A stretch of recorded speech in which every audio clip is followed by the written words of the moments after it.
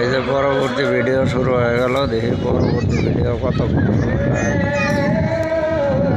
বিসমিল্লাহির রহমানির রহিম। দেখতে থাকেন, প্লেনটা সিগন্যাল দিয়ে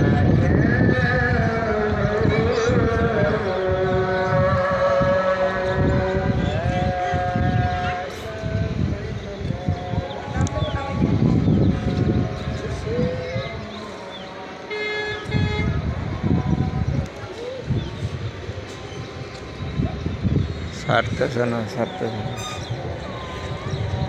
ওই যেটা হলো মাদ্রাসা অনেক বাচ্চা কাচ্চা লেখাপড়া করে, কওমি মাদ্রাসা।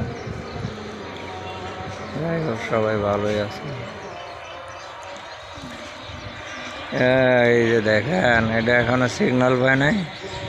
ওই যে আর একটা প্লেন আসতেছে, এই যে আর একটা প্লেন আসতেছে।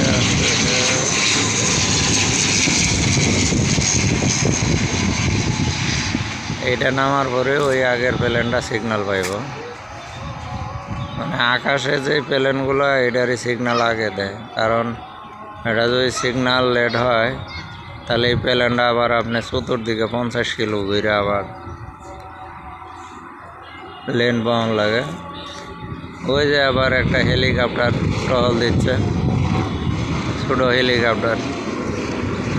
সম্ভবত এটা আজাহারি বুকিং দিছে, কারণ আজাহারির আজকে প্রোগ্রাম আছে। প্রতি মাসে আজাহারির প্রতিদিনে হেলিকপ্টার লাগে।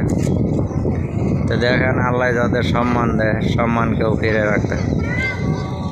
আওয়ামী লীগ সরকার মোল্লাদের দেখতে পারতো না, অ্যারেস্ট মামলা দিত। আর এই সরকার সেনাবাহিনী দিয়ে, পুলিশ দিয়ে, মোল্লাদের প্রটোকল দিয়ে মাহফিলে পৌঁছায় দেয়। দেখেন, যে নেত্রী তাহাজ্জুদ নামাজ পড়তো, হাতে তসবিহ, কোরআন তেলাওয়াত করতো, মোল্লাদেরকে জেল খাটাইতো। আর অনেকে বলেন ডাক্তার ইউনূস সুদ খায়। এই সুদখোর সরকার আবার দেন মোল্লাদের কত ফ্যাসিলিটি দেয়। হ্যাঁ, মোল্লাদের ভালোবাসে। বাংলাদেশ ইসলাম দেশ, 90 জন লোক, 100-র মধ্যে 90 জন লোক মুসলমান। এটা ইউএস এয়ারলাইন্সের বিমান, মধ্যপ্রাচ্যের বিমান ইউএস এয়ারলাইন্স।